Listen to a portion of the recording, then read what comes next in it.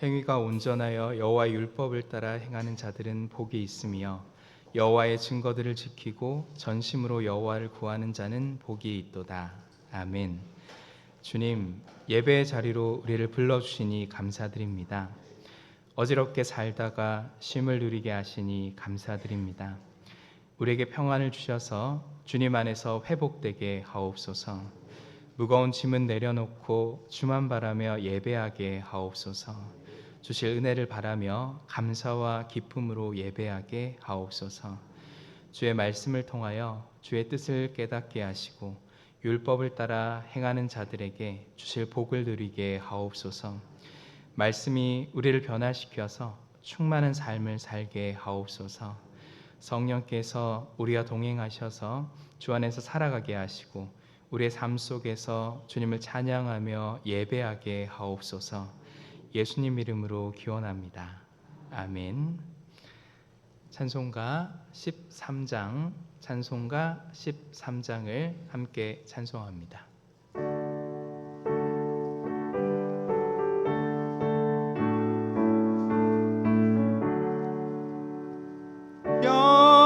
영원한 하늘나라 보좌 위에 하나님, 낮고 천한 인생까지 두루 살펴주시고 동해하는 심령을 소생시켜 주시니 찬양을 받으소서. 영광의 주 하나님, 사람 몸 입으시고 찾아오신 예수님, 아니 영광 버리시고 죄인들을 구하려 부끄러운 십자가 우리 위에 지셨네. 영광을 받으소서. 구원의 주 예수님, 성도를 돌보시고 위로하는 주 성령, 우리 맘에 임하시어 진리 알게 하시고 갈구하는 심령에 충만하게 하시어 성결케 하옵소서. 보혜사 성령이여.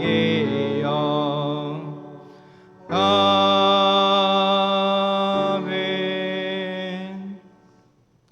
교동문 52번 시편 119편, 교동문 52번 시편 119편의 말씀을 교독합니다. 청년이 무엇으로 그의 행실을 깨끗하게 하리이까? 주의 말씀만 지킬 따름이니이다.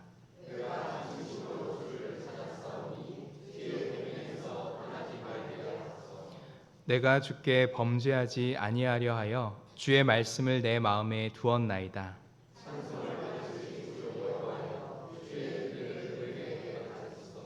내가 주의 법도들을 작은 소리로 읊조리며 주의 길들에 주의하며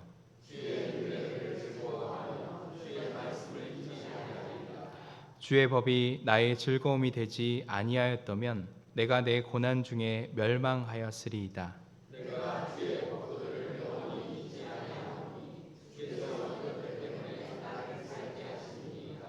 나는 주의 것이오니 나를 구원하소서. 내가 주의 법도들만을 찾았나이다.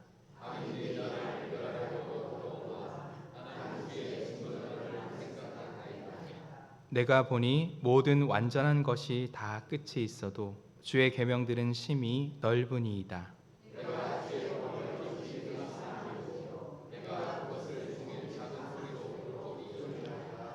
아멘. 사도신경으로 우리의 신앙을 고백합시다.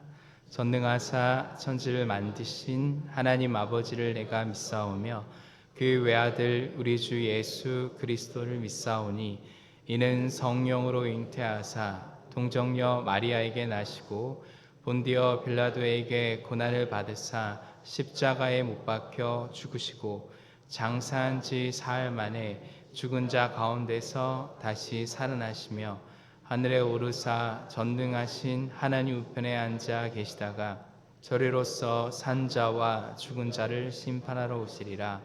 성령을 믿사오며 거룩한 공회와 성도가 서로 교통하는 것과 죄를 사하여 주시는 것과 몸이 다시 사는 것과 영원히 사는 것을 믿사옵나이다. 아멘. 자리에 앉으셔서 다 함께 찬송가 67장 찬송가 67장을 함께 찬송합니다.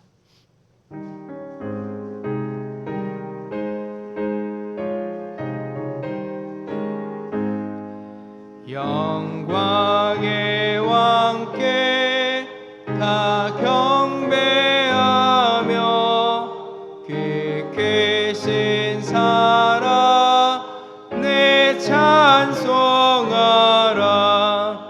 예부터 영원히 참 방패시니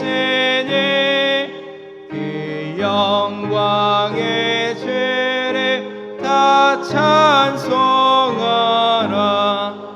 능력과 은혜 다 찬송하라.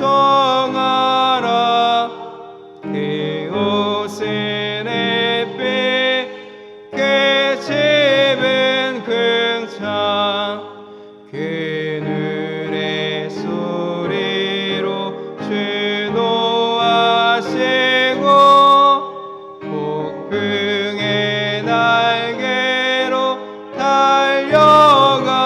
달려가신다. 저 아름답고 놀라운 은혜를 가득한 이 땅 다 주의 조화 그 힘찬 명령에 더 잡히나니 저 푸른 바다는 옷자락이라. 질그릇같이 연약한 인생 주의 의지하여 내 강건하리.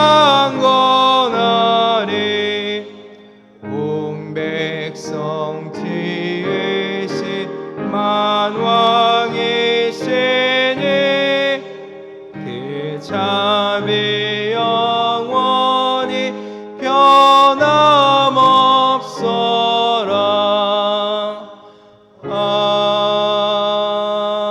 아멘. 박영훈 안수 집사님 나오셔서 기도하겠습니다.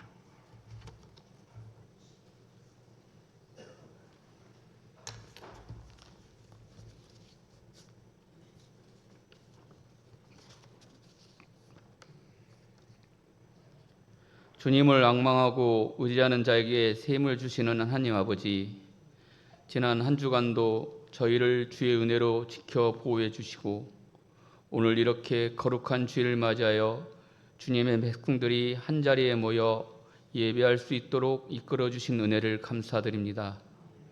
오늘도 마음과 정성을 다하여 주님을 예배할 수 있도록 저희의 생각과 마음을 온전히 주장하여 주옵소서. 용서해 주님, 입으로는 언제나 주님을 믿고 사랑한다고 말하면서 오히려 세상과 저의 자신을 더욱 사랑했던 죄와 허물을 고백합니다. 늘 자신의 유욕과 세속적 관점을 벗어나지 못하는 저희들을 불쌍히 여겨주시옵소서. 오늘 주님의 전에 나와 용서를 구하오니 주님, 저희의 죄를 주님의 보혈로 깨끗게 하시고 정결하고 거룩한 삶을 살아갈 수 있도록 굽어 살펴 주시옵소서. 저희를 다스리시는 주님, 저희로 하여금 마음을 잘 다스릴 수 있는 신앙생활을 하게 하옵소서. 마음을 잘 다스려 변함없이 주님께 충성을 다할 수 있게 하시고 맡은 직분에 충성을 다할 수 있도록 하옵소서. 그리하여 누구라도 열매 맺기 어려운 이때에 주님이 기뻐하시는 귀한 열매를 맺어갈 수 있는 신앙인이 되게 하여 주옵소서. 하나님 아버지, 기나긴 무더운 여름이 지나고 아침 저녁으로 선선한 가을의 계절을 주신 주님의 교훈을 듣길 원합니다. 계절이 바뀌는 것을 바라만 보는 저희들이 아니라 계절을 통해 말씀하시는 주님의 음성을 들을 수 있게 하옵소서. 이 가을이 가져다주는 풍요의 결실이 저희들과 무관하지 않게 하옵시고 주님이 주신 풍요가 저희들의 영혼에도 넘치게 하옵소서. 그리하여 주님을 믿고 기도하는 하루하루가 주님의 성령으로 승리하는 축복의 열매를 맺게 하여 주시옵소서. 우리 신앙능교회를 위하여 기도드립니다. 우리 신앙능교회가 이런 교회가 되게 하여 주옵소서. 역사적인 사명을 담당하는 교회, 하나님의 성령이 충만한 교회가 되게 하여 주시옵고 힘들고 고통받는 성도들에게 위안과 치유가 되는 교회가 되게 하여 주시옵소서. 우리 지역사회에서 빛과 소금의 역할을 담당하는 은혜로운 교회가 되게 하여 주시옵소서. 주님, 다음 주 수요일부터 담임 목사님, 상과 사모님 미국을 다녀오십니다. 오고 가는 발걸음 주님 함께하여 주옵시고 그 모든 일정이 무사하고 안전하게 잘 다녀올 수 있도록 늘 주님 함께하여 주옵소서. 담임 목사님 안 계시는 기간 동안 교회를 이끄시는 부목사님과 전도사님, 교회를 잘 이끄실 수 있도록 지혜와 명철의 은사를 내려주시옵소서. 오늘도 우리에게 주님의 말씀을 들고 서시는 장봉 담임 목사님을 기억하시고 절망의 시대에 희망을 심어줄 수 있는 메시지를 전할 수 있도록 성령의 능력으로 붙들어 주시옵소서. 지금 이 자리 이 시간 예배의 자리를 사모하지만 사정으로 나오지 못한 성도들 있는 줄 압니다. 그 성도들 어디에 있든지 늘 주님 함께하여 주옵시고 이 자리에 모인 성도들과 동일한 은혜로 함께하여 주시옵소서. 오늘 이 예배를 아름다운 선율로 준비한 신앙등 오카리나 팀이 있습니다. 그의 준비와 노고를 기억하여 주시고 그 연주를 주님 기뻐 받아 주시옵소서. 또한 이 예배를 위하여 준비하고 헌신하는 많은 손길들이 있습니다. 하나님, 그 헌신을 기억하시고 그 손길들 주의 은혜의 복으로 갑절로 갚아 주시옵소서. 우리에게 새로운 생명을 주시고 영혼의 힘을 주시기를 원하시는 예수 그리스도의 이름으로 기도드리옵나이다. 아멘.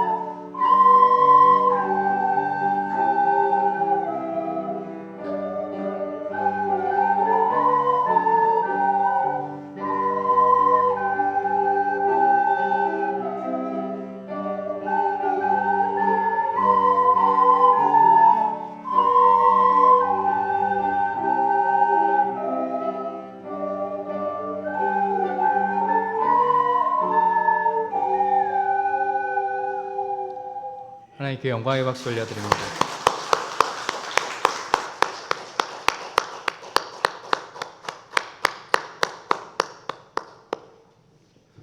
교회 소식 알려드립니다. 오늘은 창조절 5번째 주일입니다. 창조절에 우리가 관심해야 할 또 다른 내용은 기후정의입니다. 인간이 자신의 편리함을 위하여 자연을 훼손하고 오염시킴으로 인간의 생명이 위협받는 상황에 직면했습니다. 하나님의 창조 질서를 따라 회복하는 일에 관심하는 일이 선교적 과제임을 인식하며 기도할 수 있기를 원하며 예배에 오신 여러분들을 환영합니다.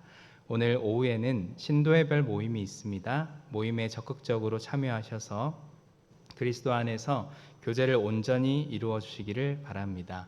오늘 1부와 2부 예배 후에 성가대석에서 동력장 모임이 있습니다.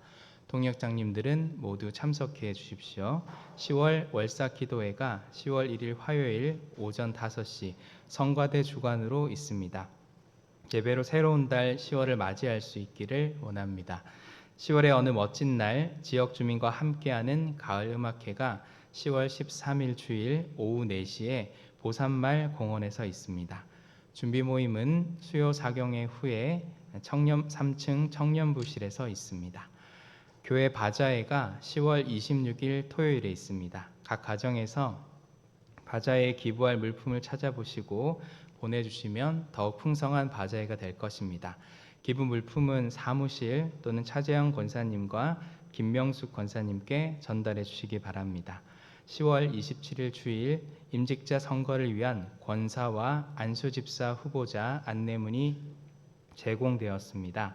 장로 후보자는 현 안수집사를 대상으로 하기에 후보자 안내문이 제공되지 않습니다. 안수집사 후보자는 서리집사 임직 5년 이상 되신 분이며 권사 후보자는 서리집사 임직 10년 이상 되신 분입니다. 임직이 2025년 창립주일에 있기에 만 68세 미만이 대상입니다.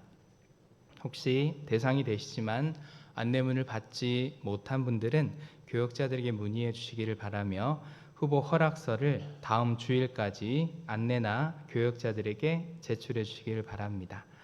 코로나 키트가 필요하신 분들은 사무실에 오셔서 가져가시기 바랍니다. 담임 목사님은 10월 2일 수요일부터 12일 토요일까지 휴가를 다녀옵니다. 안전한 여행을 위해서 기도해 주시기를 바랍니다. 다음 주 식당 설거지 봉사는 21 공동체에서 합니다. 대회 소식 안내입니다. 황등면 교회 연합회 야유회가 10월 4일 금요일 오전 8시 30분에 황등체육공원에서 출발합니다. 교우 소식 안내입니다. 9월 25일 소천하신 고 이성우 권사님의 장례를 잘 마쳤습니다. 기도와 문상해 주신 모든 분들에게 감사를 드립니다. 이번 주 생일 맞으신 분들입니다. 이옥자 권사님, 최민숙 권사님, 김희숙 권사님, 김학권 성도님, 최영숙 권사님, 우리 박수로 축하합시다.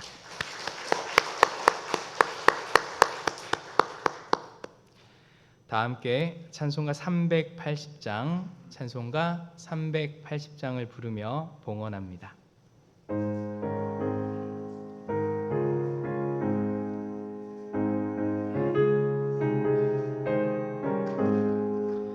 나의 생명 되신 주님 앞에 나아갑니다. 죄의 흘린 보혈로 정케 하사 받아주소서. 날마다 죄를 찬송하겠네. 죄의 사랑 줄로서 나를 굳게 잡아 매소서. 괴로운 세상 지낼 때 나를 인도하여 주소서. 죄를 믿고 나가면 나의 길을 잃지 않겠네. 날마다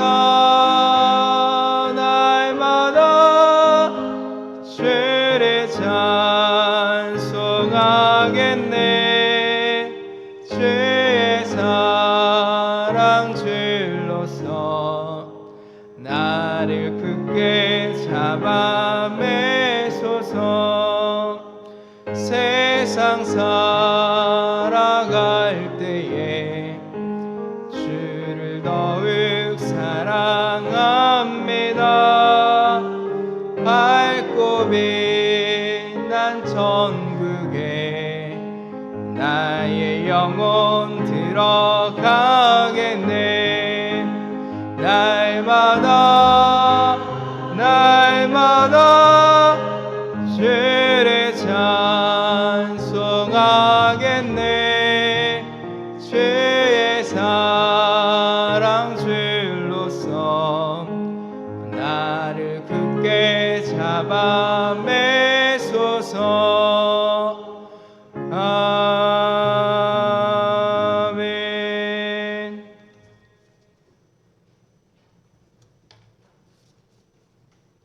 이정옥 장로님, 박혜정 권사님, 수술을 잘 마칠 수 있도록 함께 하신 하나님 감사합니다. 생일 감사예물 이혜엽 장로님, 전국 총회 하나님 은혜로 다녀옴을 감사합니다. 이혜엽 장로님, 전양희 목사님 감사예물, 하나님 은혜 감사 윤화순 집사님, 남궁선희 집사님 하나님 은혜 감사합니다. 김창수 집사님 주님 은혜 감사합니다. 자녀들의 가정이 하나님께 인정받기를 소망합니다. 무명으로 유해분 권사님 함께 하신 하나님 감사합니다. 황원순 집사님, 박영래 집사님 무명으로 감사예물, 하나님 은혜 감사합니다. 백영봉 집사님, 조병선 장로님, 이윤자 권사님 선교예물 김선준 유희분 권사님 1,000번째 예물 드렸습니다. 기도합니다. 전능하신 하나님 아버지, 이 땅을 사는 동안 주의 은혜를 알게 하시고 주의 도움을 힘입어 살도록 우리를 이끄시니 감사합니다. 돌아보면 모든 것이 은혜이며 하나님의 도움이었음을 발견합니다. 알지 못하며 아는 척하다 하나님 삶이 무너지고 힘겨워질 때에도 우리의 눈을 밝히사 함께 하시는 하나님을 배웁게 하시고 하나님을 의지하도록 도우셨으니 감사합니다. 남은 생에 그 하나님의 인도하심을 쫓아 사는 저희들 되게 하옵소서. 주의 인도하심을 기대하며 말씀을 기억하며 드리는 예물들을 받아 주옵소서. 10의 1조와 주정예물과 주일예물을 드립니다. 주여, 주의 전을 찾을 때에 빈손으로 찾지 말라 말씀하셨고 10의 1은 나의 것이라 하신 것을 기억하며 드렸사오니 주의 말씀을 기억한 저들의 삶이 복되게 하옵소서. 평생을 사는 동안 예상치 못했던 은혜를 발견하며 하나님의 도우심을 힘입어 사는 거룩한 종들 되게 하옵소서. 여러 모양으로 감사하는 손길들을 기억하시고 주님, 감사하는 그 마음을 통해서 하나님께 영광이 돌려지고 우리의 삶에 큰 기쁨의 열매가 있게 하옵소서. 하나님, 염려하며 수술을 시작하였으나 은혜 중에 잘 마치게 하시고 회복 중에 있게 하시니 감사합니다. 하나님이 도와주셔서 온전히 회복되게 하시고 다시는 하나님 질병 가운데 두지 않으시고 도우신 하나님의 손길을 기뻐하게 하옵소서. 생일을 맞아 감사하는 손길들을 기억해 주시고 평생에 하나님 주시는 복으로 살게 하시고 하늘의 신령한 은혜가 풍성하게 하옵소서. 주님, 선교의 예물을 드리나니 복음이 힘있게 증거되고 생명의 역사가 나타나게 하옵소서. 마음의 소원을 담아 드리는 1,000번째 예물을 받으시고 주여 속히 응답하여 주옵소서. 하나님, 주께서 아시나니 새로운 장막으로 이사하기를 원하며 자녀들을 위하여 기도하는 기도를 응답하여 주옵소서. 사업과 가정을 위하여 기도하는 기도를 들으셨으니 응답하여 주옵소서. 속히 주의 일을 이루어 주옵소서. 예수님의 이름으로 축복하며 기도하옵나이다. 아멘.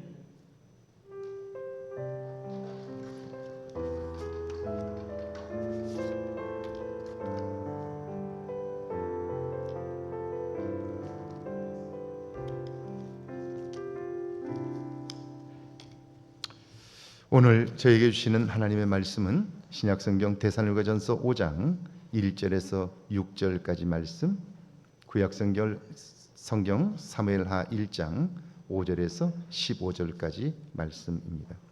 먼저 우리 신약성경 데살로니가전서 5장 1절에서 6절까지 말씀입니다. 함께 봉독합니다. 데살로니가 전서 5장 1절에서 6절까지 말씀입니다. 함께 봉독합니다. 형제들아, 때와 시기에 관하여는 너희에게 쓸 것이 없음은 주의 날이 밤에 도둑같이 이를 줄을 너희 자신이 자세히 알기 때문이라. 그들이 평안하다 안전하다 할 그때에 임신한 여자에게 해산의 고통이 이름과 같이 멸망이 갑자기 그들에게 이르리니 결코 피하지 못하리라. 형제들아, 너희는 어둠에 있지 아니하매 그날이 도둑같이 너희에게 임하지 못하리니 너희는 다 빛의 아들이요 낮의 아들이라. 우리가 밤이나 어둠에 속하지 아니하나니 그러므로 우리는 다른 이들과 같이 자지 말고 오직 깨어 정신을 차릴지라. 아멘. 사무엘하 1장 5절에서 15절까지 말씀입니다. 사무엘하 1장 5절에서 15절까지 말씀입니다. 함께 봉독합니다. 5절에서 15절입니다. 다윗이 자기에게 알리는 청년에게 묻되 사울과 그의 아들 요나단이 죽은 줄을 내가 어떻게 아느냐. 그에게 알리는 청년이 이르되 내가 우연히 길보아 산에 올라가 보니 사울이 자기 창에 기대고 병거와 기병은 그를 급히 따르는데 사울이 뒤로 돌아 나를 보고 부르시기로 내가 대답하되 내가 여기 있나이다 한즉 내게 이르되 너는 누구냐 하시기로 내가 그에게 대답하되 나는 아말렉 사람이니이다 한즉 또 내게 이르시되 내 목숨이 아직 내게 완전히 있으므로 내가 고통 중에 있나니 청하건대 너는 내 곁에 서서 나를 죽이라 하시기로 그가 엎드러진 후에는 살 수 없는 줄을 내가 알고 그의 곁에 서서 죽이고 그의 머리에 있는 왕관과 팔에 있는 고리를 벗겨서 내 주께로 가져왔나이다 하니라. 이에 다윗이 자기 옷을 찢으며 함께 있는 모든 사람도 그리하고 사울과 그의 아들 요나단과 여호와의 백성과 이스라엘 족속이 칼의 죽음으로 말미암아 저녁 때까지 슬퍼하여 울며 금식하니라. 다윗이 그 소식을 전한 청년에게 묻되 너는 어디 사람이냐. 대답하되 나는 아말렉 사람 곧 외국인의 아들이니이다 하니 다윗이 그에게 이르되 내가 어찌하여 손을 들어 여호와의 기름 부음 받은 자 죽이기를 두려워하지 아니하였느냐 하고 다윗이 청년 중 한 사람을 불러 이르되 가까이 가서 그를 죽이라 하매 그가 침에 곧 죽으니라. 아멘. 하나님의 말씀입니다.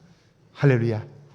이번 한 주간에도 하나님의 은혜와 사랑이 여러분과 여러분의 가정에 넘치기를 주의 이름으로 축원합니다. 축원합니다. 우리 오늘 오카리나 오늘 너무 좋았습니다. 잘 맞았고요. 그거 한국 하려고 연습한 시간이 얼마나 많았는지 몰라요. 우리 경례 박수 한번 할까요? 고맙습니다. 네, 특별히 처음 하신 분들도 계신데 너무 잘하셨어요. 제가 요즘 그 13일에 있는 작은 음악회 클라 준비를 하고 있어요. 근데 해도 잘 안 돼요. 제가 벌써 몇 년째 하잖아요. 근데 얼마나 힘든지 몰라요. 그러나 하면 조금씩 늘어요. 그래서 나이가 들어도 무언가를 시도하는 것, 그 일은 굉장히 삶에 유익함을 주고요. 그리고 긴장감을 줘서 삶의 기쁨도 줍니다. 우리 이번에 새로 시작하신 오카리나 팀들 있어요. 이번에 연주하게 되었는데 너무 감사해요. 우리 이분들 다시 한번 격려할까요? 고맙습니다. 네. 너무 잘하셨습니다. 우리가 살아가면서 중요한 것을 중요하게 여기며 사는 것 너무 중요해요. 우리가 신앙생활하면서 무엇이 중요한가를 아는 일이 참 중요하고요. 그 중요함을 따라 우리의 삶에 만나는 문제들, 우리가 경험하는 세상을 이해하기 시작하면요, 우리의 삶은 놀랍게 달라질 수 있어요. 시간이 지날수록 점점 더 우리의 삶은 풍요로워지고요, 사는 맛을 경험하게 되는데, 그런데 과거에 머물러 있으면, 과거의 생각으로 오늘을 살고 오늘의 생각으로 내일을 산다면 그 사람의 삶의 기쁨은 없을 거예요. 그러니까 과거에 사로잡힌 삶이란 결코 오늘의 우리에게 기쁨을 주지 못한다는 사실을 기억하면서 오늘 말씀을 받으면 좋겠습니다. 매년 국제통화기금 IMF는요, 전 세계 각 나라들의 경제 성장 전망치를 발표합니다.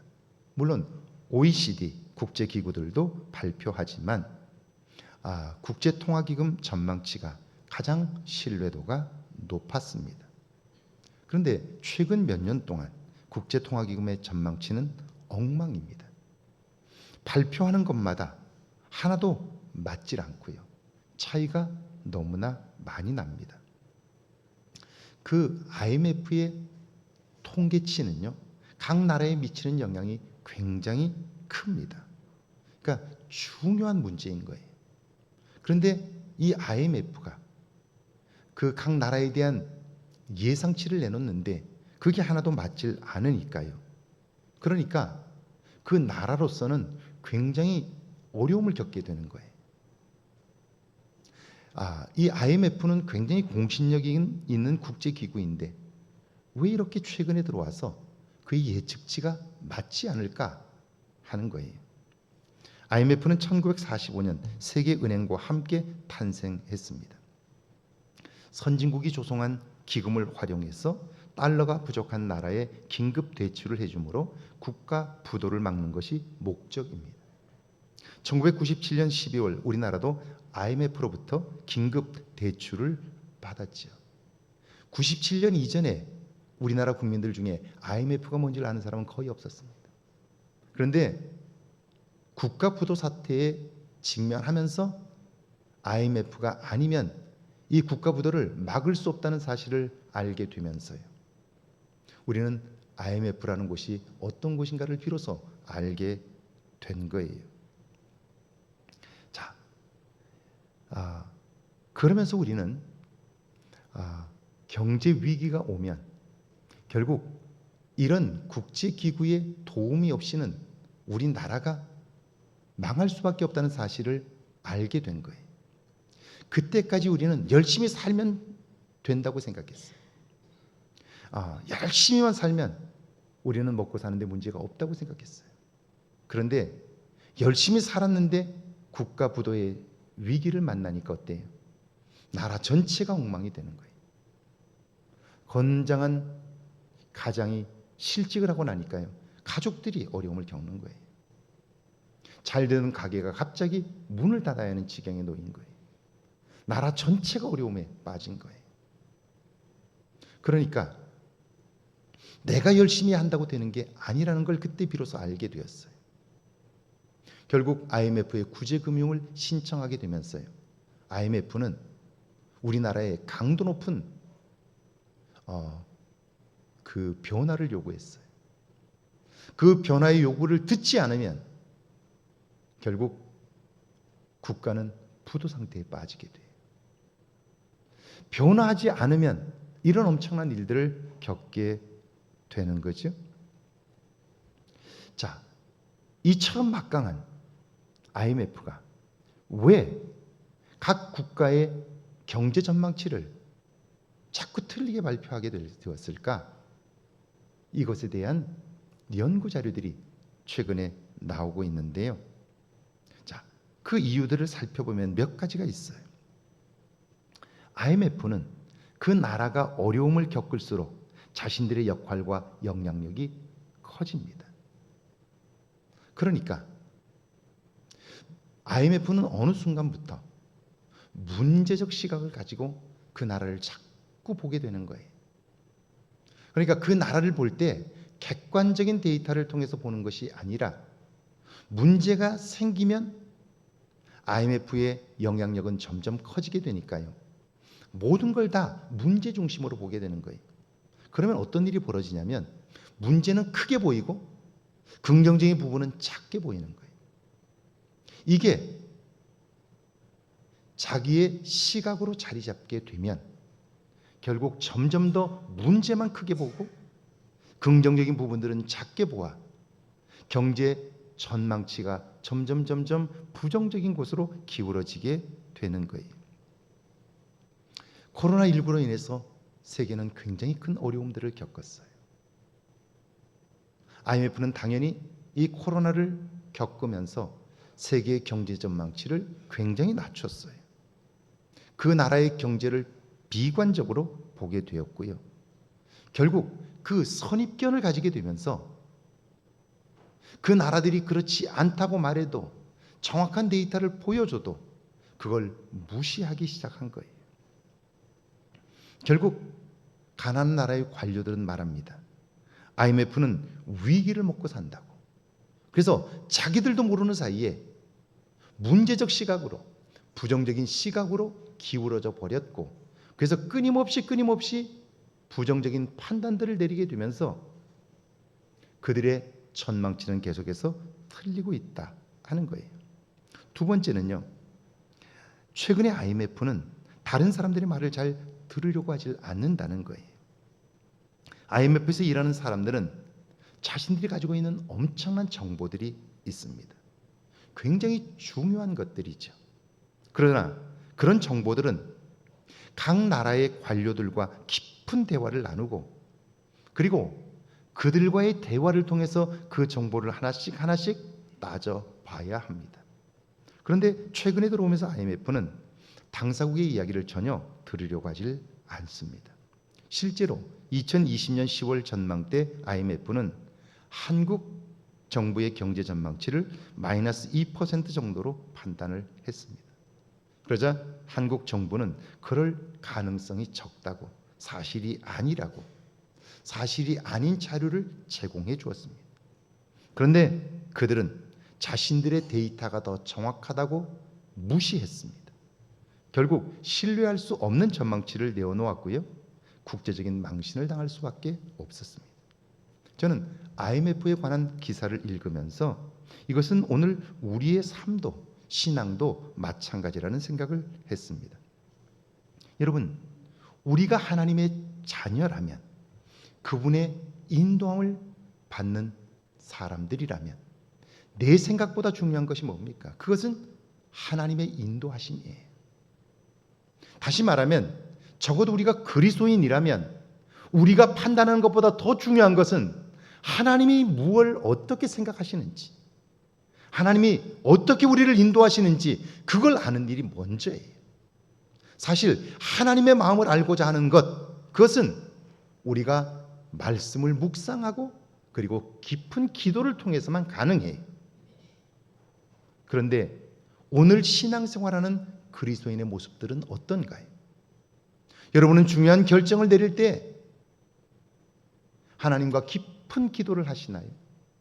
말씀을 통하여 깨달은 말씀에 비추어 중요한 결정들을 하시나요? 대부분의 그리스도인들은 하나님께 묻기보다 자기 자신이 가지고 있는 정보, 자기 자신이 가지고 있는 판단으로 모든 것을 판단해요. 그리고 나서 자기 뜻대로 되지 않으면 그것으로 인하여 삶을 스스로 무너뜨리고 있지는 않느냐 하는 거예요. 여러분, 우리의 판단이 아니라 적어도 우리가 하나님의 자녀라면 하나님의 뜻이 무엇인가를 묻는 일이 먼저예요. 그리고 적어도 세속적 가치관에 물들었던 나 자신을 발견하고 성경적 가치관으로 새로워지지 않는 한 우리가 행하는 모든 일들은 하나님과 상관없는 일들이 될 거예요. 그런데도 불구하고 우리는 하나님께 묻기보다는요, 우리의 판단을 조차 살고 있지 않느냐는 거예요. 많은 분들이 문제를 만나면 기도가 안 나온다고 그래요. 여러분, 문제를 만나서 기도가 안 나올까요? 평상시 기도를 안 해서 그럴까요? 근데 그렇게 생각하는 거예요.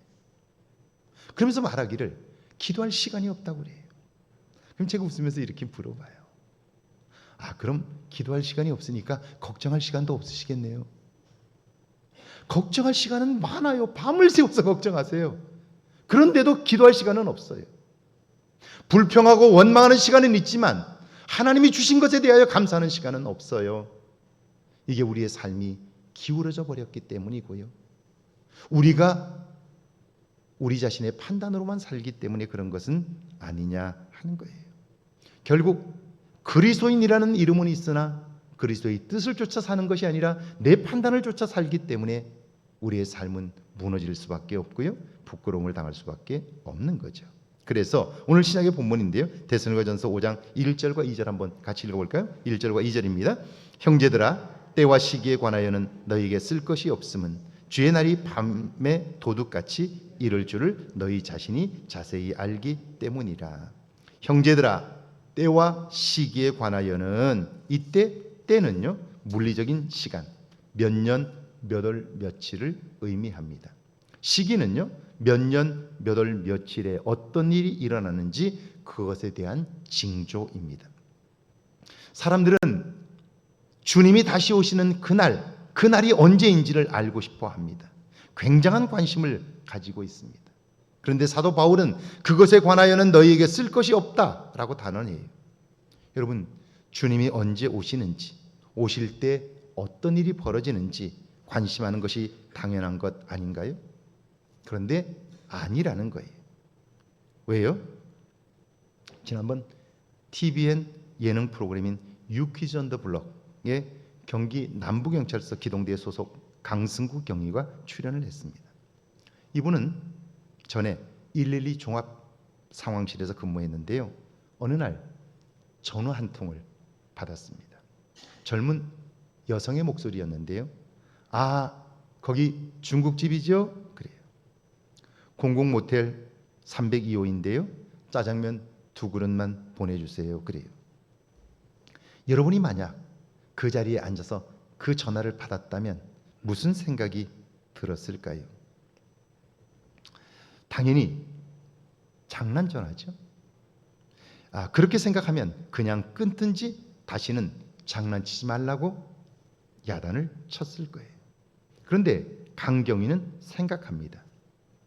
젊은 여성이 112에 전화를 해서 장난치는 경우는 거의 없습니다. 자기 손으로 직접 112를 눌렀잖아요. 그렇다면 뭔가 잘못된 일이 벌어진 거예요. 그래서 강경위는요, 혹시 위험에 처해 있습니까? 그렇다면 예, 짜장면 2그릇이라고 대답해 주세요. 그랬더니 그 여성은요, 예, 짜장면 2그릇요 그럽니다. 즉시 현장에 출동해 보니까 신고자는 남자친구에게 폭행을 당해 다친 상태였습니다. 만약 강경위가 거기 짜장면집이지요? 그 말에만 관심했다면 웬 장난 전화였냐고, 이런 인간들 때문에 선량한 사람들이 욕먹는다고 화를 냈을 거예요. 몇 년 몇 월 며칠에 주님이 오시는 줄 알면 우리는 주님 맞을 준비를 더 잘할 것 같죠? 그런데 그렇지 않습니다. 만약 정확한 날짜를 안다면 사람들은 그 전날까지 흥청망청 살다가 회개하고 주님을 맞겠다고 할 거예요. 그런데 여러분, 그날까지 산다는 보장이 있나요? 누가 그걸 보장해 줄 수 있나요? 그런데도 어리석은 인간은 그렇게 생각을 하는 거예요. 그뿐 아니라 몇 월 며칠에 주님이 오신다면 벌써부터 불안해서 아무것도 할 수 없을 거예요. 그러므로 때와 시기를 아는 일은 신앙생활에 결코 도움이 되지를 않습니다.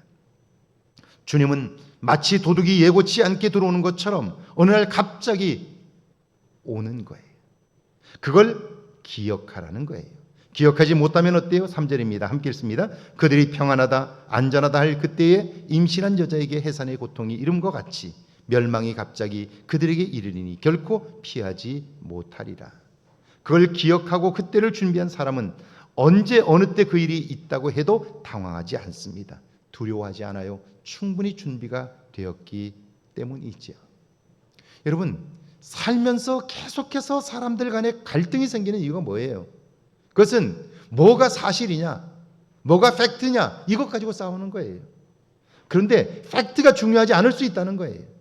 내가 알고 있는 진실이 중요하지 않을 수 있다는 거예요. 짜장면집이지요? 짜장면집 아니에요. 다시 또 전화해서 짜장면집이죠? 아니라니까 성질을 내면요, 나는 오라요. 그런데 그 사람은 지금 자기의 위험을 노출할 수가 없기 때문에 그렇게 이야기를 한 거예요. 그런데 그걸 잘못했다고만 말하면 문제는 해결될 수 없는 거예요. 내가 상대방이 틀렸다고 말하면 그래서 나는 옳을지 모르지만 그게 관계에 어떤 유익을 주나요? 그렇게 살아서 나의 삶에 어떤 성장이 있나요? 많은 사람들이 자기 자신의 성장에 관심하지 않아요. 여러분, 성장이란 사실은요, 나의 부족함이 채워지는 거예요. 굳어졌던 것들이 부드러워지는 거예요. 커지는 거예요. 그런데 커지려면 어때요? 제가 요즘 몸에 근육이 빠지면서 아령을 하고 있어요. 그래서 근육을 키우고 있어요. 운동하고 있어요. 근육이 커진다는 말이 무슨 뜻인 줄 아세요? 근육이 커진다는 건요, 근육이 터지는 거예요. 근육이 찢어지는 거예요. 그리고 다시 그것이 결합되면서 근육이 커지는 거예요. 고통이 따르는 거예요. 자꾸 우리가 뭐가 옳으냐 그러냐 이것만 가지고 살면요, 나의 삶은 점점 굳어져요. 관계는 점점 망가져요. 그리고 다른 사람이 아파하고 힘들어하는 걸 전혀 느낄 수가 없게 되는 거예요. 그래서 팩트보다 중요한 것은 해석이에요. 그걸 어떻게 해석하느냐는 거예요. 상대방이 틀린 말을 해도 그걸 내가 믿음으로 받아들이기 시작하면 내 안에 성장이 있게 되는 거죠. 변화를 경험할 수 있게 되는 거예요. 나의 내면의 그릇이 커지는 거예요. 그런데 내가 옳은 대로만 사는 사람들이 있어요. 내가 생각한 확신대로만 사는 사람들이 있어요. 이건 정말 어리석은 사람이에요. 그 사람에게 변화는 기대하기 어려운 거예요. 그래서 사도 바울은 이렇게 말씀해요. 4절과 5절인데요. 같이 한번 읽어볼까요? 함께 읽습니다. 형제들아, 너희는 어둠에 있지 아니하며 그날이 도둑같이 너희에게 임하지 못하리니 너희는 다 빛의 아들이요 낮의 아들이라. 우리가 밤이나 어둠에 속하지 아니하나니. 예수를 구원자로 믿는 데살로니가 교인들뿐 아니라 오늘 우리에게도 그날은 결코 도둑같이 임하지 않는다는 거예요. 여러분, 도둑같이 임하는 사람들이 있고, 그리고 어떤 사람들에게는 그 날이 도둑같이 임하지 않는다는 거예요. 그럴 수 없다는 거예요. 왜 그래요? 여러분, 환하고 밝은 대낮에 도둑이 오지 않잖아요. 우리는 빛이요 낮에 거하는 사람들이기 때문에 결코 그날은 우리에게 갑자기 닥치지 않는다는 거예요. 우리가 빛 가운데에만 있으면, 어둠 가운데 있지 아니하면 그날은 결코 도둑같이 오지 않는다는 거예요. 매일매일 그리스도 예수 안에서 변화를 경험하고 말씀의 깨달음을 따라 살고, 그리고 하나님의 인도함을 받는다면, 그리고 받은 말씀, 깨달은 말씀대로 살고자 노력할 때, 그때 우리에게 오는 위험은, 재난은, 고통은 결코 도둑처럼 오지 않는다는 거예요. 올 수 없다는 거예요. 왜? 도둑이 환한 대낮에 오지 않는 것처럼. 바울은 그렇게 말해요. 이건 이런 걸 거예요. 전에 제가 섬겼던 교회 장로님에게서 들었던 이야기입니다. 이분이 청년 시절에 군대 소집 영장을 받았습니다. 이분이 저보다 나이가 한 5살쯤 많으니까 그때 군대 가는 일은 굉장히 큰 일이었죠. 영장을 받았어요. 그렇게 친구들이 송별 파티를 한다고 서울의 유명한 나이트클럽에 간 거예요. 친구들과 함께 나이트클럽을 갔어요. 밤늦게까지 놀았는데요, 다음 날이 주일입니다. 그러니까 토요일 날 만나서 나이트클럽을 간 거죠. 자, 거기서 놀다 보니까 시간이 지나가지고 이제 12시가 넘어가는 거예요. 다음 날이 주일인데 이 장로님이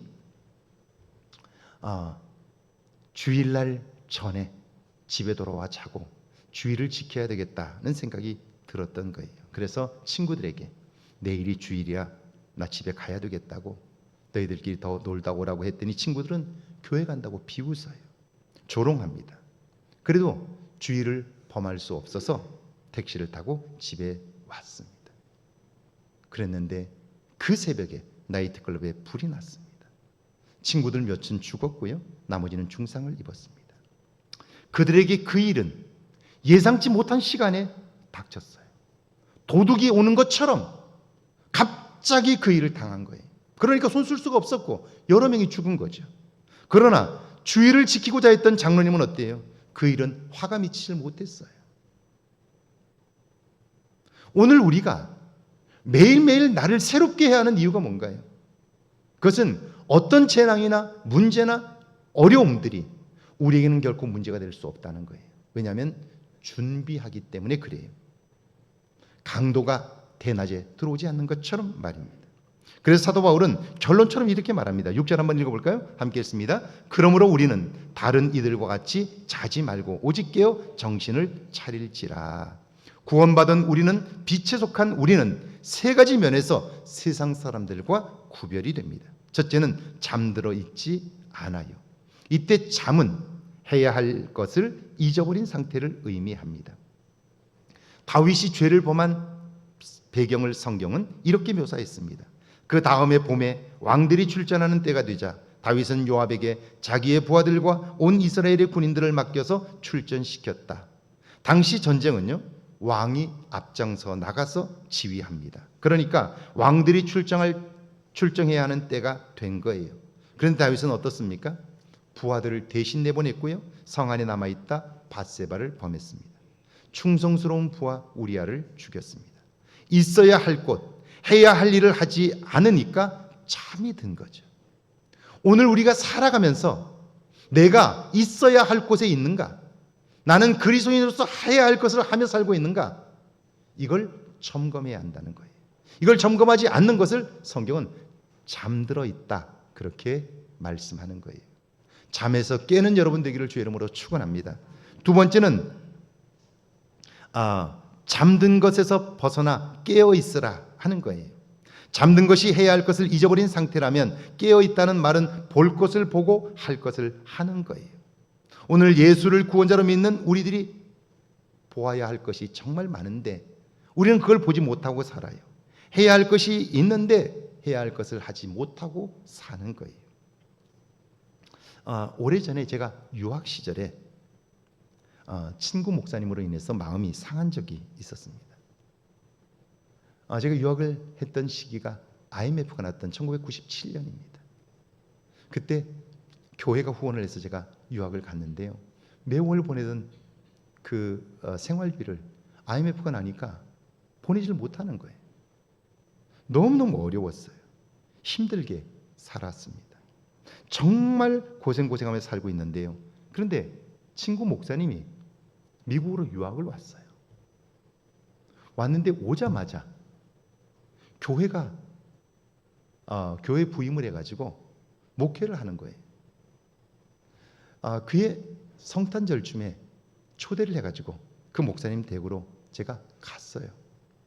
갔더니 이분은 빈손으로 유학으로 왔는데 목회지의 청빙을 받아서 그 교회 부임을 했는데요. 교회 사택이 아주 정말 좋은 사택이었고요. 그 사택에 물건들이 별로 없었는데요.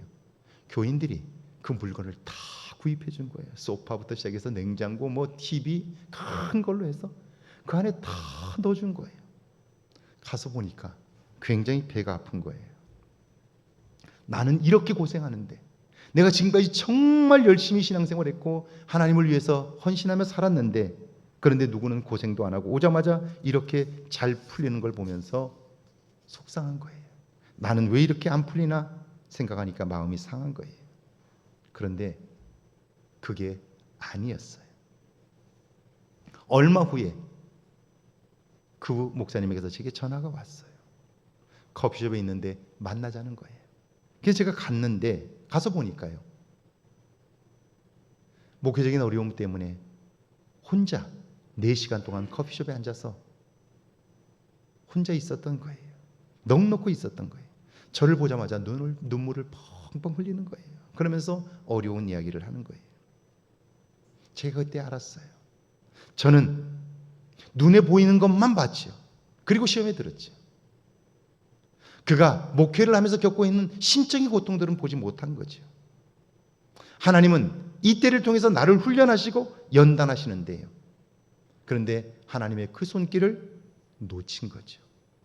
정말 보아야 할 게 뭔가요? 그건 보지 못하고 우리는 그냥 무시해도 좋은 것 때문에 시험에 들고 있지는 않나요? 하나님이 오늘 나를 사랑하셔서 나에게 새 일을 이루시는데 그런데 그걸 보지 못하고 결국 우리는 시험에 들고 마는 거예요. 여러분, 일이 내 뜻대로 되지 않을 때 그때야말로 우리는 나의 내면을 새롭게 연단할 수 있는 기회가 되는데요. 불평하고 싶은 그때야말로 하나님은 나를 새롭게 하시는 기회인데요. 그때 불평하고 싶은 것을 참고 왜 하나님이 나에게 이런 일을 주시는가를 생각한다면 하나님은 그때를 통하여 나의 내면의 그릇을 새롭게 하실 텐데요. 그런데 우리는 그때 하나님을 생각하지 않고 눈앞의 상황만 보고 불평하니까요. 우리의 삶은 조금 더 성장하지 못하는 거예요. 나와 다른 것을 만날 때 내 생각과 달라도 한 번쯤 순종해 보면 내 삶은 달라질 텐데요. 그런데 우리는 과거에 살았던 방식에서 한치도 달라지려고 하지 않는 거예요. 저는 진심으로 오늘 오카리나 팀 연주를 보면서 마음에 감동이 있었어요. 처음 시작할 때 제가 봤잖아요. 나이 드신 분들이 오카리나를 들고 저 1층 식당에 앉았는데 가르쳐주는 사람을 보면서도 존경스러웠어요. 저 나이 드신 어른들을 데리고 갈 수 있을까 생각이 들었어요. 그러나 그 나이가 들어도 그걸 하려고 하는 모습에 정말 진심으로 제가 박수를 쳐드렸어요. 그런데 시간이 지나고 보니까 오늘 하나님께 찬양을 드릴 수 있잖아요. 여신도 총회에 가서 연주할 수 있잖아요. 이게 얼마나, 여러분, 이게 하나님께 드려졌고 하나님이 받으시는 찬양이었다면 이 가치는 돈으로 환산할 수 있는 게 아니잖아요. 오늘 우리의 삶은 어떠냐 하는 거예요. 제가 성경 공부를 하자고 계속 이야기하잖아요. 하나님의 말씀을 깨닫지 않으면 우리의 삶에 변화가 없기 때문이에요. 그런데 내 생각에서 한 걸음도 나서지 못해요. 그리고 어느 날 벼락 같은 일이 일어날 거라고요.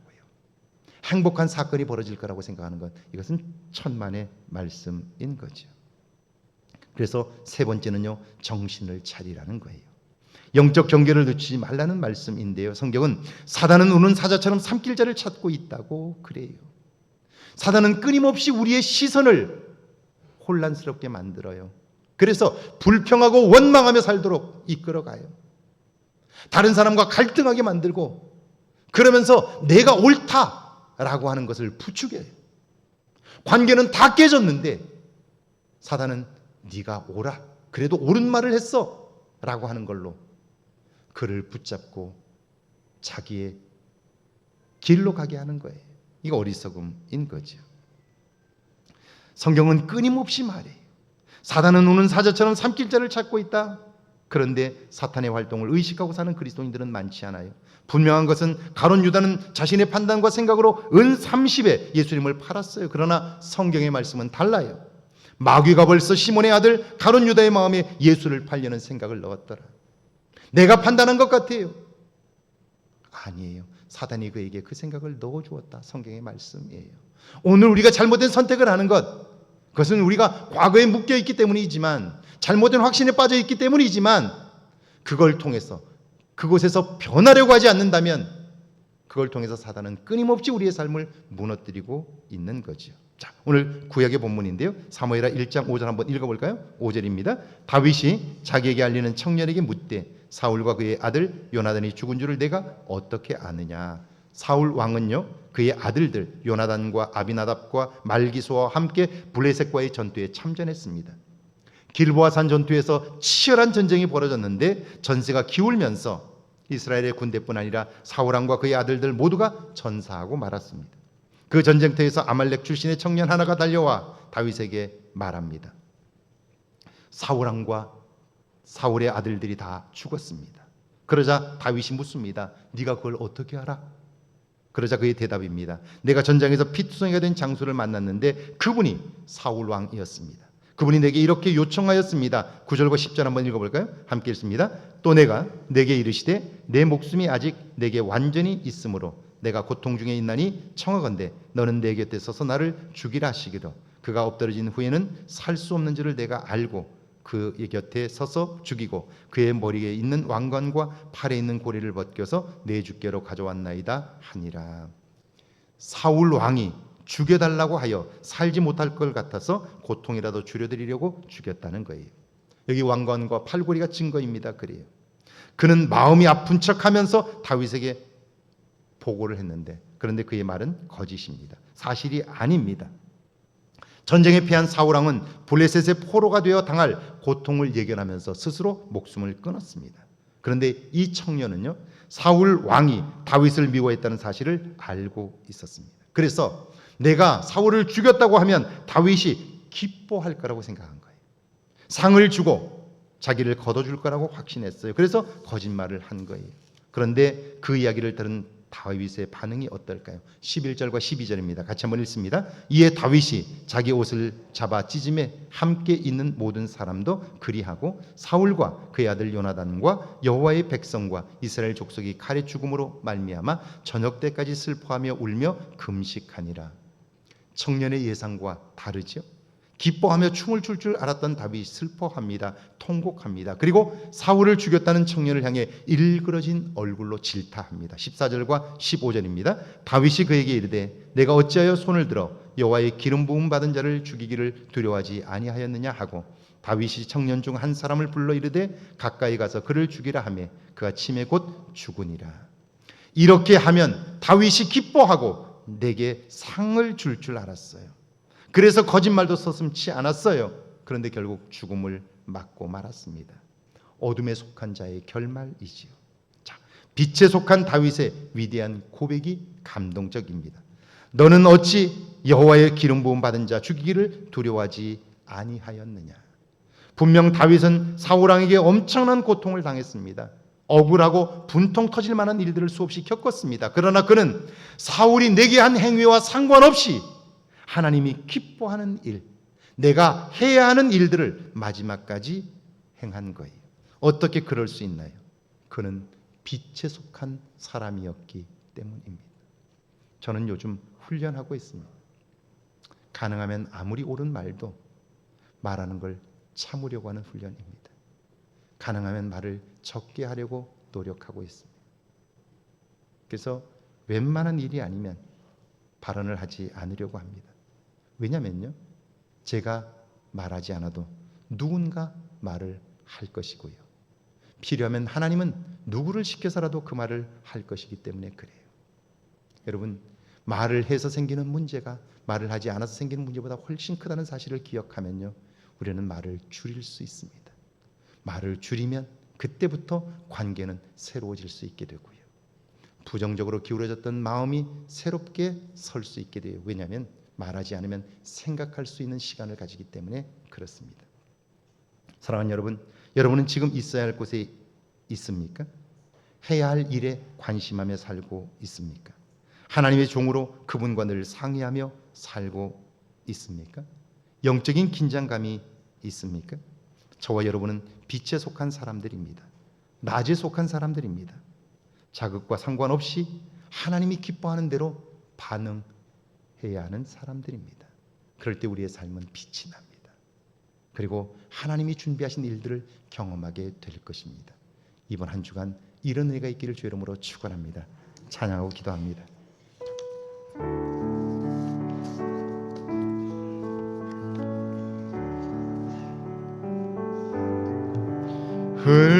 흙으로 사람을 지으사 그 코에 생기를 불어넣으신 주 하나님, 우리 위의 아들을 세상에 보내신 사랑에 주 하나님을 사랑해. 나는 하나님 형상 따라 지음 받은 몸이니 이 몸을 주께 바치리.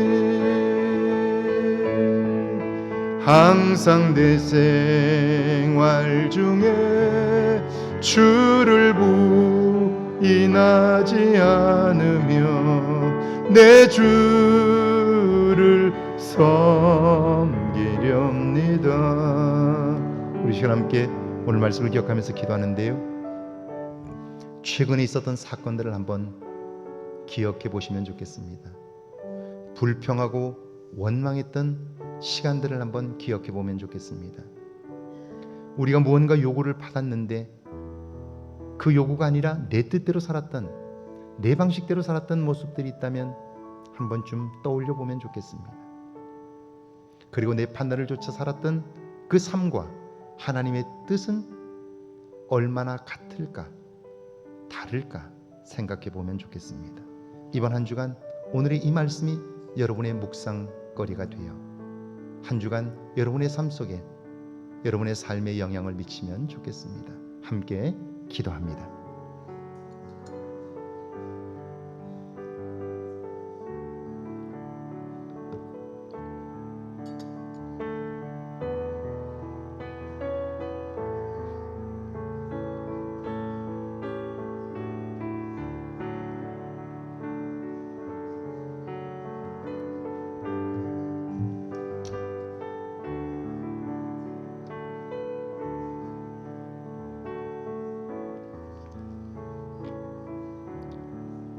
주님, 하나님은 우리에게 필요한 것들을 공급하셨지만 그것을 불평거리로 삼았던 우리의 삶을 고백합니다. 새로운 은혜의 자리로 초대했지만 내 판단을 쫓아 나의 편리함과 안일함만을 쫓아 살았던 그 자리에서 한치도 벗어나지 못했던 우리의 삶을 고백합니다. 나의 옳음을 주장하느라 관계가 깨어졌음에도 불구하고 나의 옳다는 것으로 나의 의를 지지하고 살았던 모습들을 발견합니다. 이제는 신실함으로 살게 하시고 빛 가운데 거하는 하나님의 자녀로 살게 하옵소서. 그리하여 어떤 도둑도 대낮에 들지 않는 것처럼 우리가 빛에 속하여 어둠이 우리를 지배할 수 없는 은혜의 삶을 경험하게 하옵소서. 더 이상 시간을 낭비하지 않게 하시고 우리의 남은 삶 속에 하나님으로 인한 새로운 변화들을 경험하게 하시고 이번 한 주간 오늘 받은 말씀을 묵상함으로 우리의 삶의 새로운 깨달음과 도전이 있게 하옵소서.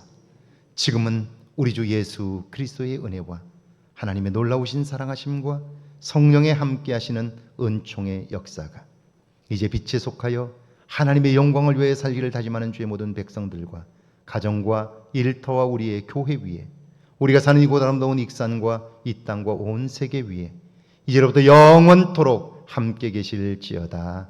아멘.